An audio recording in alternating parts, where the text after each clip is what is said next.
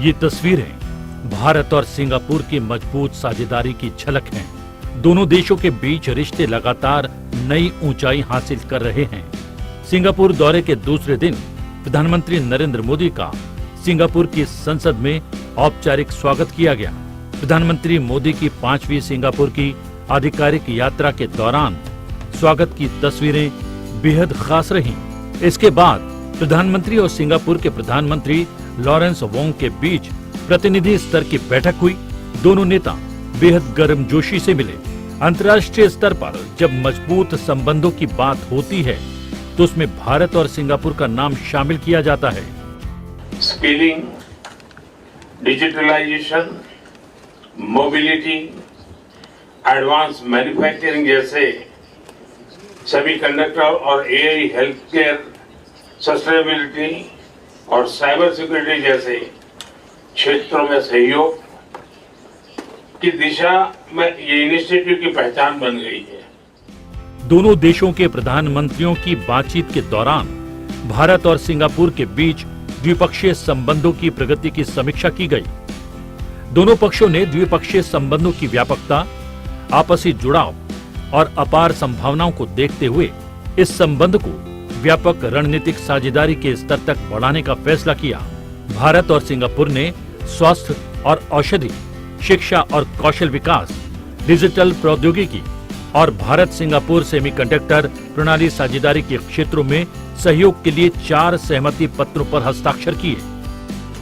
मुझे विश्वास है 4G के नेतृत्व में सिंगापुर और अधिक तेजी से प्रगति करेगा।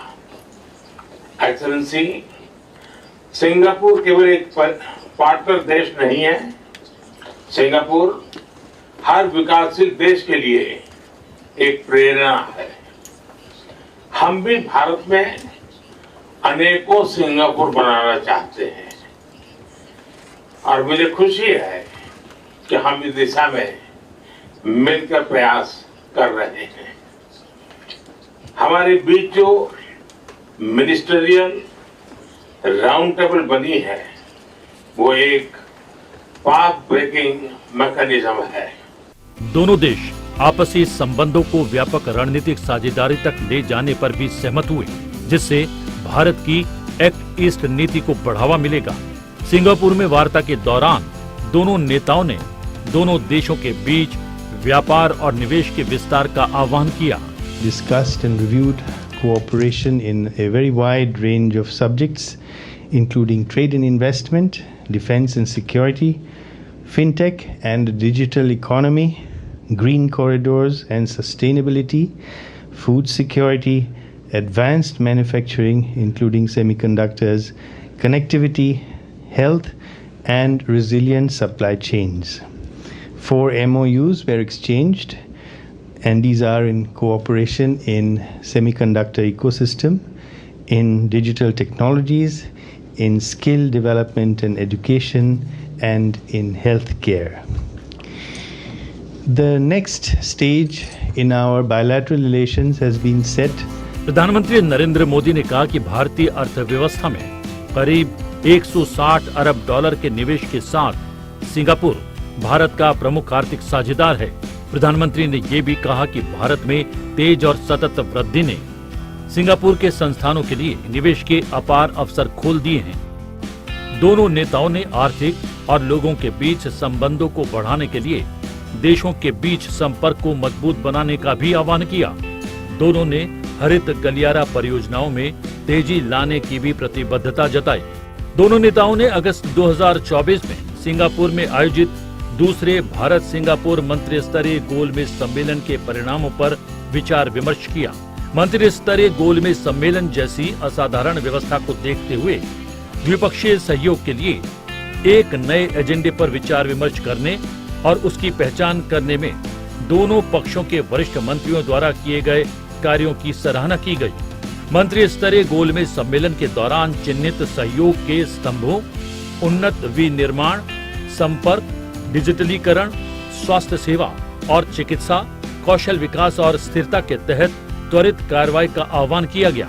दोनों नेताओं ने इस बात पर भी जोर दिया कि इन स्तंभों के तहत सहयोग विशेष रूप से सेमीकंडक्टर और महत्वपूर्ण एवं उभरती प्रौद्योगिकियों के क्षेत्र में द्विपक्षीय संबंधों में एक नया अध्याय खोलता है, जो हमारे संबंधों को भविष्योन्मुखी बनाता है।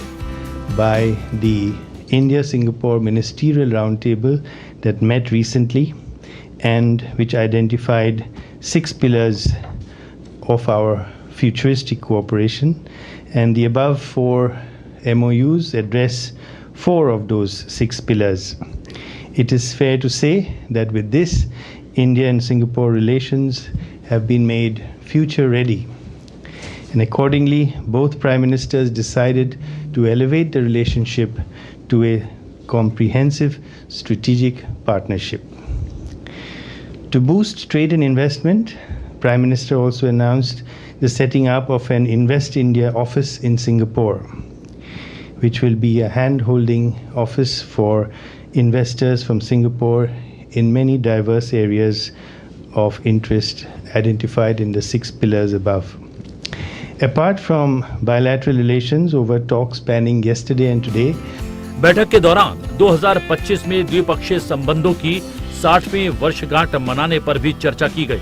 दोनों देशों के बीच सांस्कृतिक संबंधों को एक महत्वपूर्ण घटक के तौर पर स्वीकारते हुए प्रधानमंत्री ने घोषणा की, भारत का पहला तिरुवल्लुवर सांस्कृतिक केंद्र सिंगापुर में खोला जाएगा। दोनों पक्षों ने आपसी हित के महत्वपूर्ण क्षेत्रीय और वैश्विक मुद्दों पर भी विचारों का आदान प्रदान किया, जिसमें भारत आसियान संबंध और हिंद प्रशांत के लिए भारत का दृष्टिकोण भी शामिल है। Bilateral relations over talks spanning yesterday and today, both leaders exchanged views on regional and global issues, including India's Act East policy and the centrality of ASEAN in this policy. Other engagements were a call on President, His Excellency Tharman Shanmugaratnam today afternoon.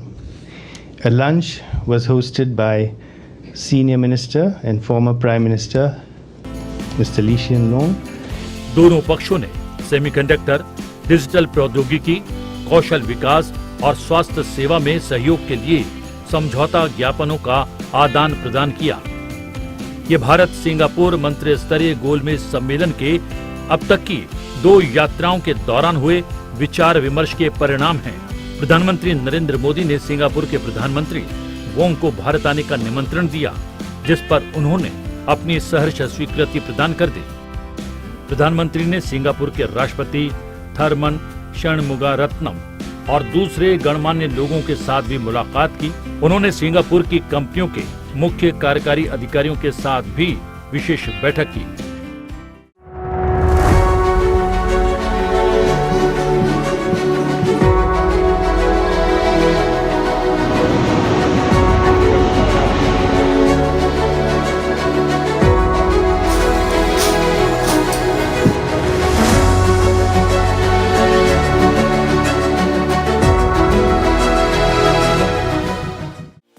कुछ नया जानने और हासिल करने की उत्सुकता प्रधानमंत्री नरेंद्र मोदी को हमेशा रही है। इसी कड़ी में प्रधानमंत्री नरेंद्र मोदी ने सिंगापुर के प्रधानमंत्री लॉरेंस वोंग के साथ सेमीकंडक्टर और इलेक्ट्रॉनिक्स क्षेत्र में अग्रणी सिंगापुर की कंपनी AEM का दौरा किया। इस दौरे के दौरान उन्हें वैश्विक सेमीकंडक्टर मूल्य श्रृंखला में AEM की भूमिका, इसके संचालन और भारत के लिए योजनाओं के संदर्भ में जानकारी दी गई। Prime Minister also visited AEM, which is a leading Singapore company in the semiconductor space and in electronics. There, he was briefed about AEM's role in global semiconductor value chain, its operations and plans for India, and given our efforts to develop our own semiconductor manufacturing ecosystem and to match Singapore's strengths in this area, there were a number of other senior company leaders who were present, as well as those involved in skilling and skill upgradation in this sector. Singapore semiconductor उद्योग संघ ने Singapore में semiconductor ecosystem के विकास और भारत के साथ सहयोग के अवसरों से जुड़ी जानकारी भी प्रधानमंत्री नरेंद्र मोदी को प्रदान की। इस अवसर पर इस क्षेत्र की कई अन्य सिंगापुर की कंपनियों के प्रतिनिधि मौजूद रहे। प्रधानमंत्री ने सिंगापुर की सेमीकंडक्टर कंपनियों को 11 से 13 सितंबर 2024 को ग्रेटर नोएडा में आयोजित होने वाली सेमिकॉन इंडिया प्रदर्शनी में हिस्सा लेने के लिए आमंत्रित किया। भारत में सेमीकंडक्टर विनिर्माण इकोसिस्टम को विकसित करने के अपने प्रयासों और इस क्षेत्र में सिंगापुर की क्षमता को देखते हुए दोनों पक्षों ने द्विपक्षीय सहयोग को विस्तार देने का फैसला लिया। भारत सिंगापुर मंत्री स्तरीय गोलमेज की दूसरी बैठक के दौरान दोनों पक्षों ने द्विपक्षीय सहयोग बढ़ाने के लिए सेमीकंडक्टर पर ध्यान केंद्रित करते हुए अत्याधुनिक विनिर्माण को एक स्तंभ के रूप में साझा करने पर सहमति जताई। दोनों पक्षों ने भारत सिंगापुर सेमीकंडक्टर इकोसिस्टम साझेदारी पर समझौता ज्ञापन को भी पूर्ण किया। इस सुविधा केंद्र में दोनों प्रधानमंत्रियों ने सिंगापुर में प्रशिक्षण प्राप्त कर रहे ओडिशा के विश्व कौशल केंद्र के भारतीय प्रशिक्षुओं के साथ साथ CII enterprise Singapore India ready talent program के तहत भारत आए सिंगापुर के प्रशिक्षुओं और AEM में कार्यरत भारतीय अभियंताओं के साथ भी वार्तालाप किया। Both from India and Singapore, who had undergone skill training as part of bilateral programs. The Indian interns were from the Odisha World Skill Center, and the Singaporean students were receiving skilling exposure in India under the India Ready program. Prime Minister also invited the semiconductor-related CEOs present today to the Semicon India exhibition and conference, which is being held from 11th to 13th of September. दोनों प्रधानमंत्रियों की ये यात्रा इस क्षेत्र में सहयोग को बढ़ावा देने के दोनों पक्षों की प्रतिबद्धता को दर्शाती है। प्रधानमंत्री ने इस यात्रा में शामिल होने के लिए सिंगापुर के प्रधानमंत्री वोंग की सराहना की। भारत सेमीकंडक्टर मैन्युफैक्चरिंग के क्षेत्र में एक बड़ा खिलाड़ी बनने की कोशिश कर रहा है। इस दिशा में सफलता भी मिल रही है। भारत को सेमीकंडक्टर मैन्युफैक्चरिंग के लिए बड़ा निवेश भी मिला है। भारत ने 2022 में सेमीकंडक्टर नीति की घोषणा की थी और इसको लेकर इस क्षेत्र के जानकारों का भी मानना है कि अगले एक दशक के दौरान भारत में सेमीकंडक्टर विनिर्माण तेजी से बढ़ने की उम्मीद है।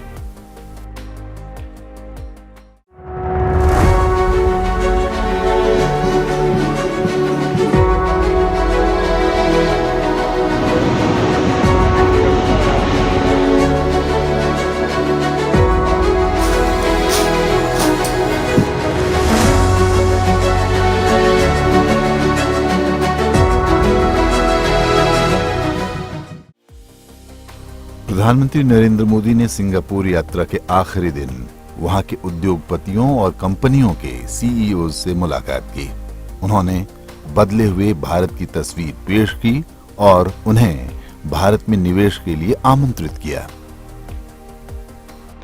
रिफॉर्म के क्षेत्र में मेरी सरकार बहुत प्रतिबद्ध है और हम रिफॉर्म हमारे देश की आवश्यकता, हमारे देश के भविष्य को ध्यान में रख कर रहे हैं, लेकिन हम ग्लोबल स्टैंडर्ड को मीट करने वाले रिफॉर्म्स भी कर रहे हैं और रिफॉर्म परफॉर्म ट्रांसफॉर्म करके संकल्प को लेकर के हम चल रहे हैं। प्रधानमंत्री ने सेमीकंडक्टर मैन्युफैक्चरिंग क्षेत्र में सरकार की नीतियों को स्पष्ट किया।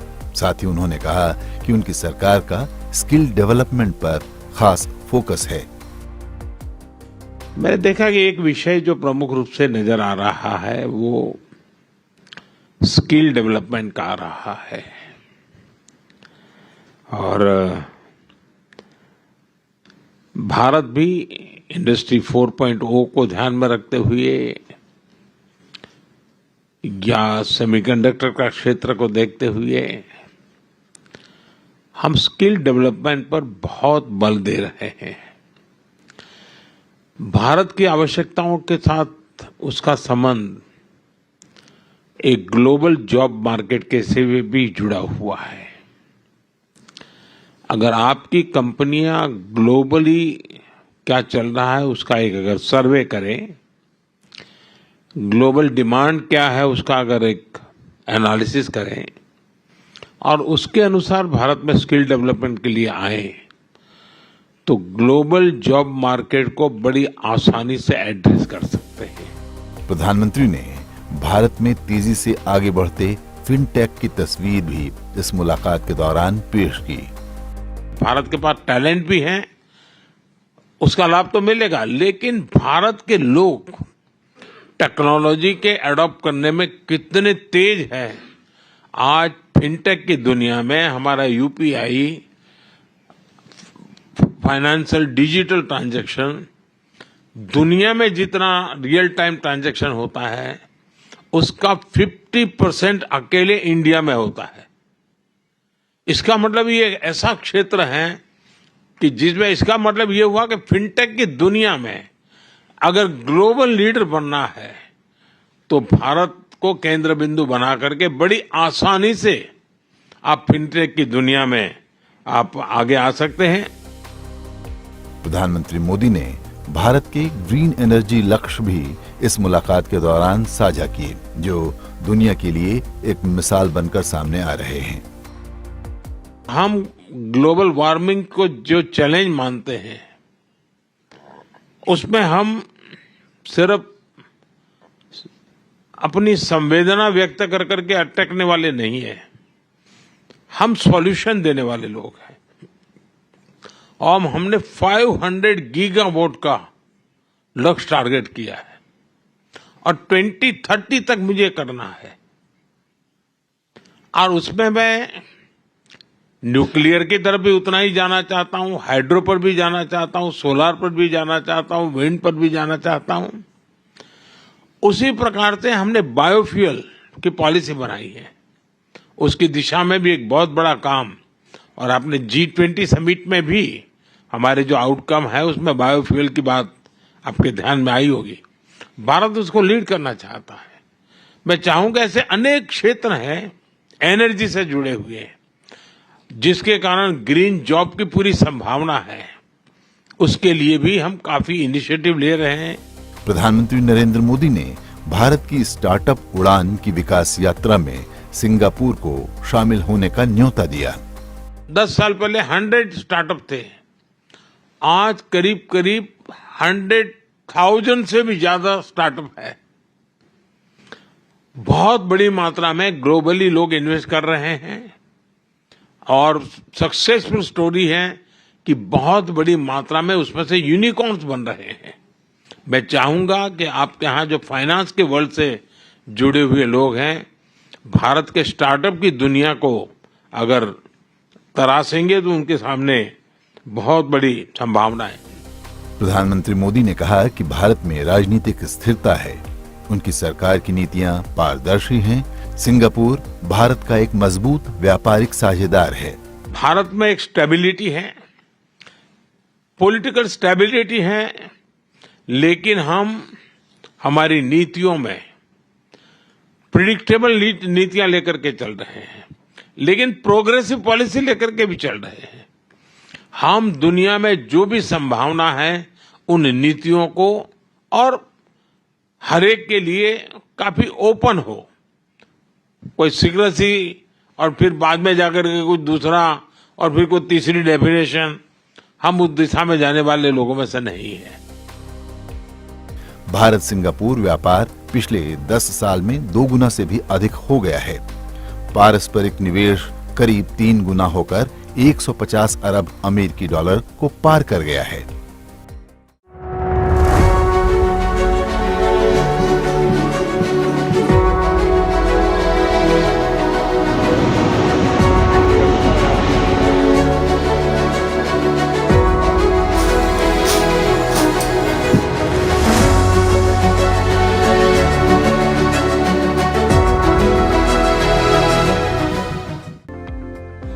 भारत और सिंगापुर के प्रयासों और रणनीतिक योजना ने उनके बीच द्विपक्षीय संबंधों को एक नए मोड़ पर ला दिया है, जिससे संसाधन संपन्न और संसाधन निर्भर देशों के बीच व्यापार और निवेश संबंधों में तेजी आई है।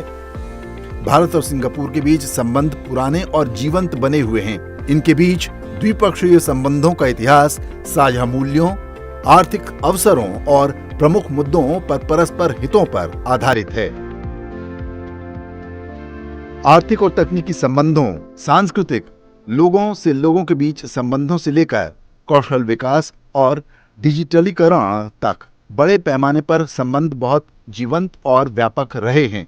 भारत सिंगापुर संबंध द्विपक्षीय संबंधों को बढ़ाने में एक नई ट्रेजेक्टरी देखेंगे।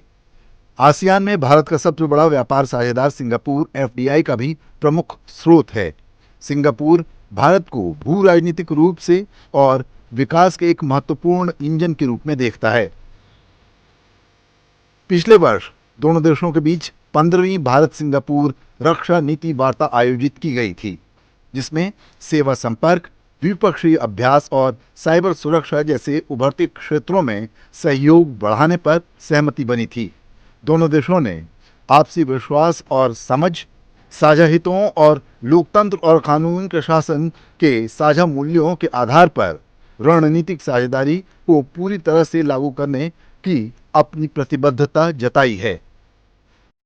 दोनों देशों की रणनीतिक साझेदारी को एक नई गति और दिशा तब मिली जब प्रधानमंत्री नरेंद्र मोदी ने 2018 में सिंगापुर की आधिकारिक यात्रा की।